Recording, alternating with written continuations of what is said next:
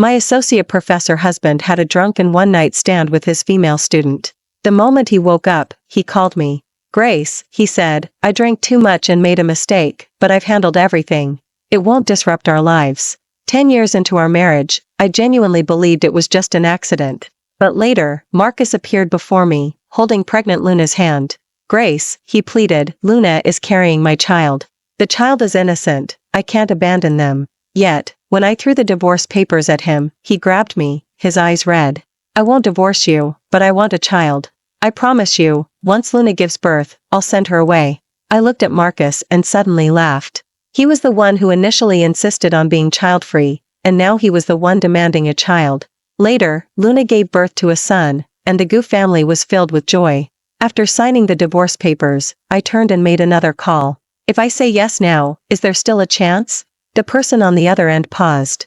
Of course, the spot by my side will always be yours. As I pushed open the front door, I saw Marcus's mother, Margaret, beaming while holding her grandson. The moment she saw me enter, her smile vanished, replaced by a look of utter disdain. 10 years, and you couldn't even give us a grandchild. I don't know what we did to deserve a daughter-in-law like you. As she spoke, Margaret turned her head to look at the big grandson in her arms. Luna truly is better. Look at the grandson she gave me, so plump and healthy. I just adore him. Listening to Margaret's words, I remained silent, wanting only to go upstairs and pack my things. But just as I stepped into the bedroom, Marcus followed me in. Grace, Luna just gave birth and is still in postpartum recovery. If she leaves now, she might suffer long-term health issues. She's still young, I can't do that to her. I pulled my hand free from his grasp. You can do whatever you want, you don't need to tell me. Hearing my words, Marcus visibly froze, then laughed. I knew my Grace was the kindest and most generous. As he spoke, he reached out and ruffled my hair. Oh, right, Luna needs to recuperate after giving birth. My mom bought a chicken, could you stew it for her later? Marcus hadn't even finished speaking when Margaret's voice drifted up from downstairs. Marcus, what are you doing? Marcus went towards the voice, turning back before he left to instruct me to stew the chicken soon, or Luna would be hungry. Watching him walk away, my heart felt nothing, no more pain. Marcus and I met in college and naturally got married after graduation. Before our marriage, Marcus had told me he didn't like children and didn't know how to care for them, so he planned for us to be child-free. I agreed with his idea. For 10 years of marriage, we had been deeply in love, never arguing over such trivial matters. But 10 months ago, Marcus called me, confessing he had a drunken one-night stand with his female student. He apologized, claiming he had handled everything and it wouldn't affect us. I thought it was just an accident and forgave him. Yet, to my surprise, he later brought a pregnant Luna before me, saying he wanted a child. If that was the case, I would grant his wish. One act of infidelity from a man leads to countless betrayals. Such a man wasn't worth keeping. With that thought, I turned and walked into the bedroom. The car to pick me up would arrive later. I didn't want to waste any more time here. But just as I was packing, Luna burst in, carrying her baby. Grace, you're truly despicable. I've already had the baby, yet you're still clinging to this home and refusing to leave. Luna glared at me fiercely, no longer the delicate, pitiable girl she once seemed. I didn't want to engage with her. A young girl's jealous antics were no longer a concern for someone my age. But to my surprise, the next second she suddenly knelt before me. Professor's wife, she pleaded, I beg you, the baby is innocent. I beg you to spare us a path to survival. Tears streamed down her face, accompanied by the baby's cries, and for a moment, I was stunned. Luna, what's wrong? Just then, Marcus, hearing the commotion, came upstairs. And at that very moment, Luna, holding the baby, suddenly leaned back, falling straight down the stairs. Luna, what happened? What on earth is going on? Marcus rushed over, quickly scooping Luna off the floor, his eyes filled with worry. Margaret also took the baby from Luna's arms, comforting him while glaring at me resentfully. Professor, Luna sobbed, I just wanted to let Professor's wife see the baby, but she said my child and I were trash and told us to die. Luna's words were cut short as she collapsed in tears into Marcus's embrace. Hearing his accusation, Marcus lifted his gaze and stared at me darkly, his voice turning noticeably colder. Grace, I've made myself perfectly clear to you. You agreed to my terms just now. I never expected you to be so two-faced. Grace, Luna just gave birth, her body is still very weak. If anything happens to her, I will never forgive you. With that, Marcus picked up Luna and rushed her to the hospital. At the hospital, after the doctor's examination confirmed that both the baby and Luna were fine, Marcus and Margaret finally breathed a sigh of relief. Just as I turned to leave, Margaret stepped in front of me. Before I could react, a resounding slap landed on my face. "Grace," she spat, "I never imagined you were such a wicked woman. You can't have children yourself, and you won't even let others continue the family name for our Gu family. Or must have been blind to ever have fallen for you." As she spoke, Margaret raised her hand, ready to slap me again, but this time I caught it. I said nothing, simply turning my head to look at Marcus. Meeting my gaze, Marcus's tone remained icy. "Grace, this time you truly went too far." Listening to his words, I laughed. "If that's the case, then you be her husband. We're getting a divorce." But, hearing my words, froze, a mix of emotions I couldn't decipher in his eyes. "I won't divorce you." He said this, yet his hand remained tightly clasped around Luna's. I had lost count of how many times he had refused a divorce, but his every word and action constantly reminded me that the man before me was no longer the one who had once loved me. Not wanting to deal with him anymore, I turned and walked out of the hospital room. But I hadn't gone far when I realized I had left my bag in the room. When I returned to the room, I overheard Marcus and Margaret talking. "Marcus, Luna has already had the baby. Why aren't you getting a divorce yet? Now's not the time. I'm about to be promoted to professor, and I still need the support of Grace's family." Hearing his words, my heart suddenly trembled. So, all these years, his love for me was solely dependent on my family's ability to help him achieve a professorship. My fingernails dug deep into my palm, and it wasn't until a passing nurse gasped that I realized the pain radiating from my hand. After the nurse treated my wounds, I called my lawyer, instructing him to finalize my divorce from Marcus as quickly as possible. When I returned home again, Marcus had already brought the baby and Luna back. "Where have you been? Why are you back so late?" Seeing me home, Marcus frowned, his tone icy. "Luna's body was already weak, and you pushed her down the stairs. Just because I haven't demanded an apology doesn't mean what you did was right. And now, you're home, and the chicken soup isn't even stewed yet. Luna is still hungry." As he spoke, Margaret walked out of the kitchen, carrying a bowl of stewed chicken soup. What's the point of telling her? She was cruel enough to push Luna downstairs. I'd be worried she'd poison the chicken soup. With that, Margaret handed the chicken soup to Luna, who was half reclining on the sofa. Luna took the chicken soup but didn't drink it. She painstakingly stood up from the sofa, walked over to me, and with red eyes, held the soup out. "Professor's wife," she choked out, "I know you don't like me, and I know I ruined your marriage with the professor. I know I'm wrong, but my feelings for the professor are genuine." Luna's voice was choked with emotion, as if she would burst into tears at any moment. Looking at the pitiable Luna, her young face seemed to carry a shadow of my former self. But ultimately, I was different from her. All I wanted now was to leave quickly. I tried to bypass her to go back to my room for my luggage, but unexpectedly, Luna's hand suddenly slipped, and the bowl of chicken soup spilled all over me. "Ah, what are you doing?" The scalding chicken soup soaked my clothes, clinging to my skin, and an instant burning sensation flared up. I instinctively shoved Luna, but the next second, Marcus caught her steadily. "Grace, what are you doing?" Marcus held Luna protectively in his arms, his eyes filled with tenderness for her. He didn't hesitate, didn't even glance at me, and with a backhand, roughly pushed me to the ground. "Grace, Luna was kindly offering you soup to drink. Why would you push her?" Marcus looked at me, his eyes full of disgust. "Marcus, are you blind? She's the one who spilled the soup on me. Luna just didn't hold it steady, but you pushed her on purpose." Hearing's words, seeing his utterly baseless favoritism, and recalling what he said at the hospital, I felt that our 10-year marriage was nothing but a joke. I said nothing more, clambering up from the floor, trying to go back to my room, but Marcus grabbed me. "Grace, when did you become so unreasonable? Apologize to Luna immediately." Marcus's tone was chilling, like sharp thorns cruelly piercing my heart. "What did you say?" "I told you to apologize. In your dreams." I violently shook off Marcus's hand and walked straight to the bedroom. To my surprise, he relentlessly followed me into the bedroom. He pulled me, his eyes filled with disdain. "Grace, when did you become so inconsiderate? How old are you? Luna is still young, and she just gave birth and was startled. Can't you just be accommodating to her?" Listening to Marcus's words, I suddenly laughed. "Marcus, you say she's young? Yet she knows how to steal someone else's husband, how to sleep with another woman's husband." Slap.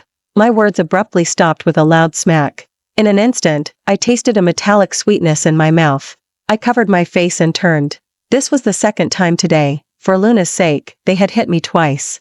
Marcus stared at the hand that had struck me, visibly stunned for a moment, then lowered his hand, his tone still icy. Grace, this is your own doing. If you could just get along with Luna and be more accommodating to her, none of this would be happening. Go apologize to Luna now, and then clean up the house. As he spoke, Marcus tried to pull me forward to apologize, but I stepped back, and his outstretched hand met empty air.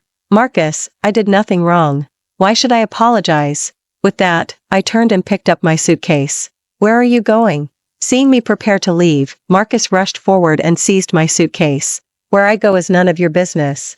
I tried to pry his hand off, but his grip was too strong.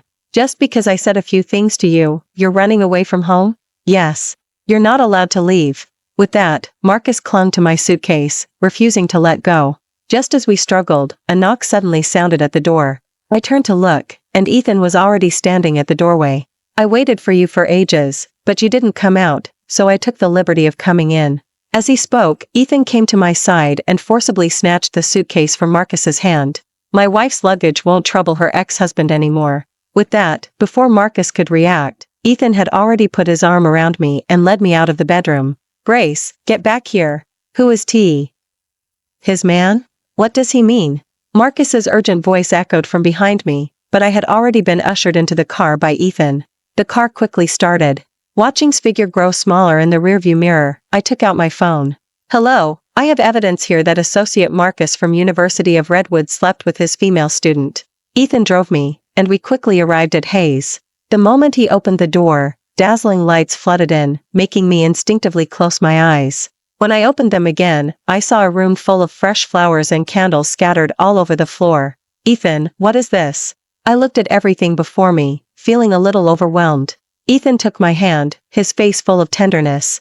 Grace, you don't know how happy I was when you said yes. As he spoke, Ethan gently pulled me into his embrace. Feeling the warm embrace, I instinctively stiffened for a moment. Then my hands found their way around Ethan's back. Ethan and I had grown up together, practically childhood sweethearts.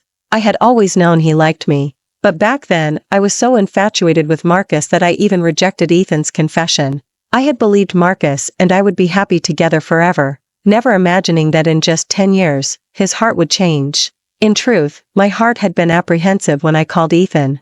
10 years was a long time, too many things could change. But I never expected that after 10 years, he would still be waiting for me. Ethan cupped my face, looking at me with deep affection. Grace, may I? Looking at his affectionate face, I shook my head.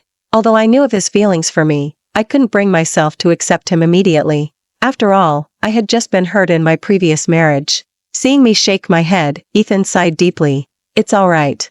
I'll wait for you. With that, he took my hand and led me to the bedroom he had prepared for me. You're tired today. Rest well here. He finished speaking and was about to leave, but I grabbed his hand. Aren't you staying? I didn't know why I asked that, but I was simply afraid that once he left, he would turn into another Marcus. Perhaps sensing my fear, Ethan smiled and ruffled my hair. Okay, I won't go. With that, Ethan stayed with me. That night, I slept peacefully. The next morning, when I woke up, Ethan had already prepared breakfast. After eating breakfast with him, he took me to City Hall. Meanwhile, news of Marcus sleeping with his female student had gone viral, flooding phones everywhere. As I walked out of City Hall, Marcus's call came in. Grace, did you have someone post the news online? Yes. Grace, you're my wife. What good does it do you for me to be ruined? Marcus, I am no longer your wife. I looked at the divorce papers in my hand. Before I could hang up, Ethan snatched my phone. He turned off the phone and casually tossed it into a trash can. Come on, I'll take you to buy a new one. With that, he put his arm around my waist and led me into a phone store. From then on, I never received any news about Marcus. It wasn't until 3 days later, when Ethan and I were still on our honeymoon in the Maldives, that a breaking news alert popped up on my phone. Marcus had been confirmed to have cheated with a female student, and the university had expelled him. Later, Ethan and I returned home from the Maldives, and I encountered Marcus again at the entrance of Hayes. He was disheveled, with sunken eyes, and even his usually meticulously groomed beard hadn't been touched in a long time. Seeing and me walking hand in hand, Marcus froze for a moment, then stumbled towards me and grabbed my hand. Grace, where have you been all this time? Marcus's voice was hoarse, nothing like his usual self. Where I've been is none of your business. I shook off Marcus's hand, turned, and linked arms with Ethan, preparing to enter the villa, but the next second, Marcus grabbed me again. Grace, can I talk to you? Hearing's words, Ethan squeezed my hand tightly. I looked at him and patted his hand reassuringly. I brought Marcus into Hayes, while Ethan said he had some company matters to attend to. I smiled and asked him if he wasn't afraid I'd leave with Marcus. He ruffled my head and looked at me tenderly. I trust you. Yet, as he said this, I distinctly felt the sweat forming in his palm. He cared for me so much, how could I possibly disappoint him? Looking at Marcus, who sat somewhat disheveled on the sofa, I couldn't help but frown. This man I had loved for over 10 years no longer resembled the young man he once was. Say what you need to say, quickly. I stood before him, looking at his current wretched state, my heart completely devoid of any emotion. Hearing my words, Marcus seemed to come back to himself. He stood up and looked at me, emotions I hadn't seen in years flowing in his eyes. He just stared at me. After a long moment, he suddenly reached out and pulled me into a tight embrace. Grace, do you know how much I've missed you all this time? I was startled by his sudden hug. I quickly pushed him away, retreating several steps to maintain a distance between us. Just say what you want to say. Don't be physical with me. It wouldn't look good if my husband saw. Hearing my words, Marcus froze, and the light in his eyes flickered out. Grace, can we start over? Marcus took a step forward, grabbing me, a flicker of hope still in his eyes. Hearing his words, I suddenly laughed. I forcefully shook off his hand and turned to sit on the sofa. Marcus, what kind of joke are you telling? I picked up the glass of water from the table, took a sip, and continued. Do you really think, at this point, we can go back? We can go back, we definitely can. Marcus quickly grabbed my hand. Grace, as long as you're willing, we can definitely go back. But I'm not willing. I shook off Marcus's hand, interrupting him before he could finish speaking. Marcus, what makes you think I'd wait for you? We the one who pursued me. You said you loved me and wanted to be with me forever. You proposed to me, and you were the one who said you didn't want children and wanted to be child-free. But now? You're also the one who insisted on keeping the child. Marcus, what makes you think I'll always follow your plans? I looked at Marcus, pouring out all my grievances. Looking at me, Marcus seemed somewhat stunned. Perhaps he had never imagined that one day I would leave him, let alone speak to him like this. In front of him, I had always been compliant. But then, I loved him. Now, I no longer do. Marcus looked at me, then suddenly pulled me into his arms. I'm sorry, Grace. I know I've been a jerk. I know I shouldn't have treated you this way. Grace, please forgive me just this once, okay? No. Marcus's embrace was so tight, as if he wanted to meld me into his body. It took a lot of effort for me to break free from his arms. Marcus, tell me, was it truly just once? Hearing my question, Marcus froze, and a clear evasiveness appeared in his eyes. Grace, what are you talking about? I don't understand. I smiled.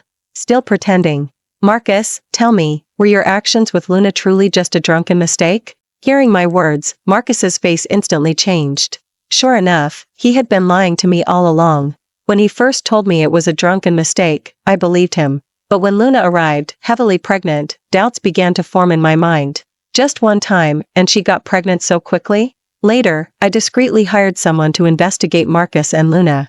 They had been together since the 7th year of our marriage. Luna was young, beautiful, and deliberately seductive. Marcus quickly fell into her trap. It was only later that I discovered Marcus's every excuse about needing to do research projects at the university was merely a pretext for him to be with Luna. Looking at the pathetic man before me, he seemed to overlap with the man who had knelt before me to propose years ago. Back then, we were so in love. But ultimately, he and I couldn't overcome the 7-year itch. Just then, Marcus's phone rang. He took out his phone, frowned, and eventually chose to answer. I wasn't sure if the call volume was high or if the surroundings were just very quiet, but I clearly heard Luna's voice. Professor, where are you? Leo has a fever, what should I do? Luna's anxious voice came through the phone, and I watched Marcus's frown deepen. He looked up at me, seeming about to say something, but ultimately said nothing, and simply turned and left. Watching him walk away, I silently said goodbye to him and to our 10-year marriage. I thought I had made myself perfectly clear, but to my surprise, That very evening I saw Marcus again at the villa entrance. It was raining, and he stood at the villa gate without an umbrella. After a gust of wind, he huddled further into his clothes. Seeing me return, he walked excitedly towards me and placed something in my hand. A bouquet of roses and a cake. I bought it when I passed the bakery. I remembered you love strawberry cake. I looked at the pink cake in my hand, and the next second, I threw it directly into the trash. But just as I turned to go back into the villa, Marcus grabbed my hand again. He looked at me, his hurt eyes filled with weariness. Grace, I beg you, just give me one more chance, please? Let's start over. I'll treat you like I used to, we'll be together just like before. As he spoke, Marcus slowly knelt before me. Grace, I was wrong. I truly know I was wrong. Please, give me another chance, okay? Marcus bowed his head, his voice choked. I looked at him and sighed. Marcus, if you had known this would happen, why did you act that way in the first place? This is all your own doing. I shook off his hand, walked into the villa, and didn't look back. His apologies were merely because his life had gone downhill. Without my family's support, he was nothing. In fact, I had already known this.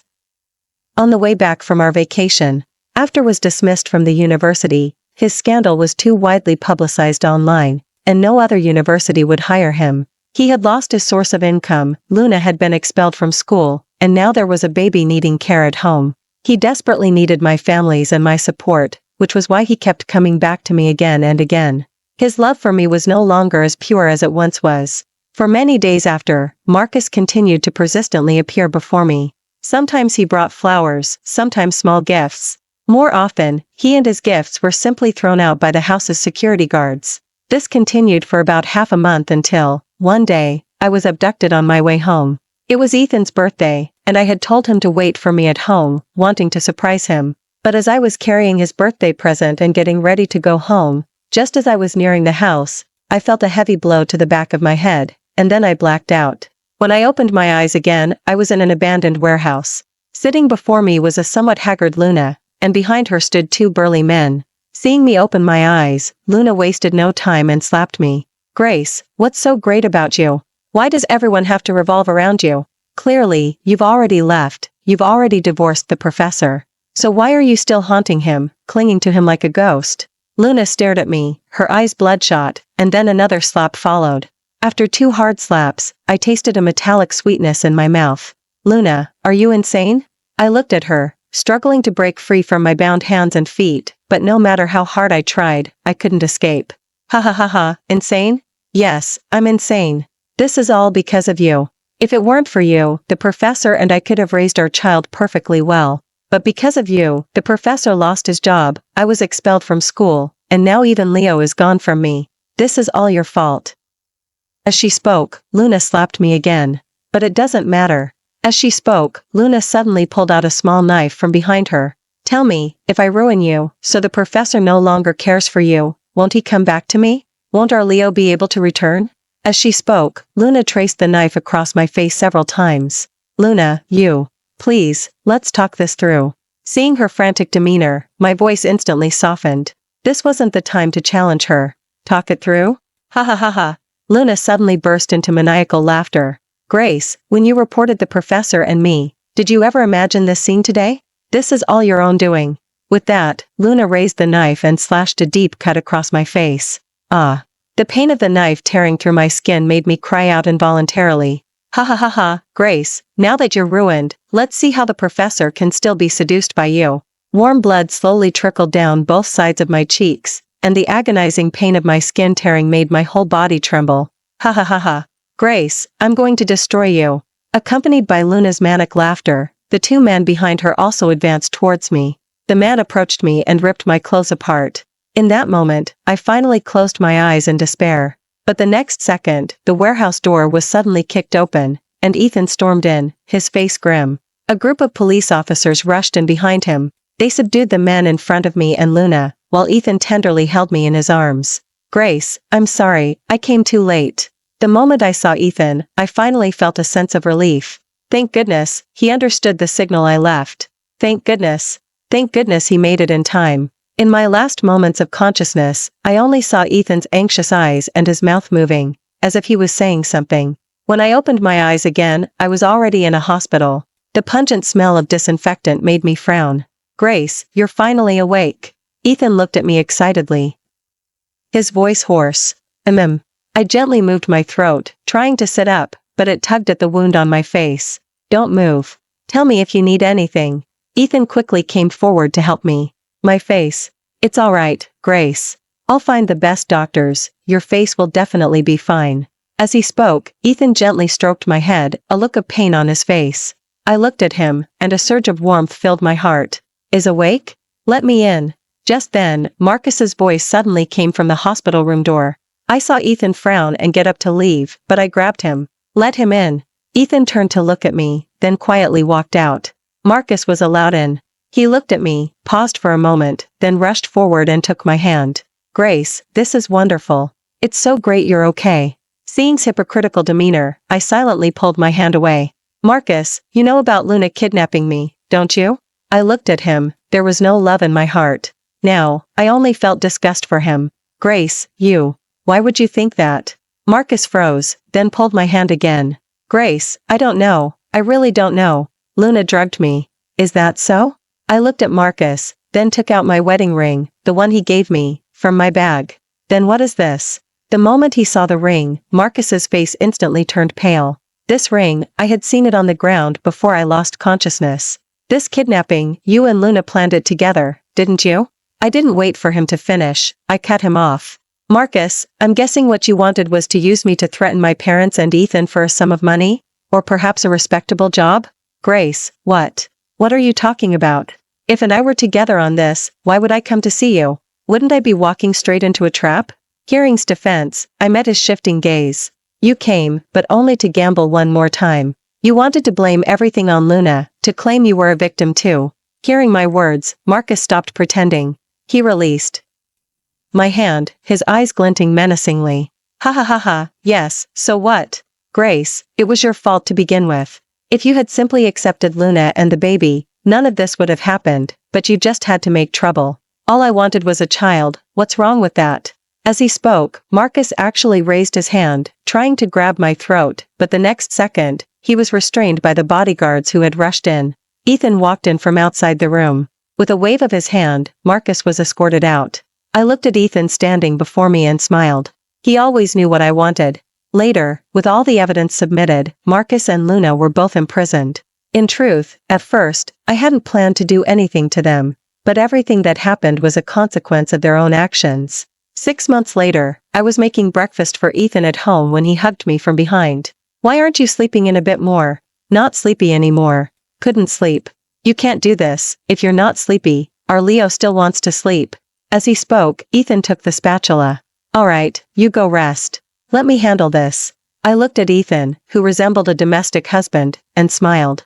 My hand gently caressed my slightly swollen belly. Here was our child. Thank you for watching today's story. If you enjoyed this video, please give it a like and share it with your friends. We look forward to hearing your thoughts in the comments. Feel free to share your perspectives, and don't forget to subscribe to our channel for more exciting stories. See you next time.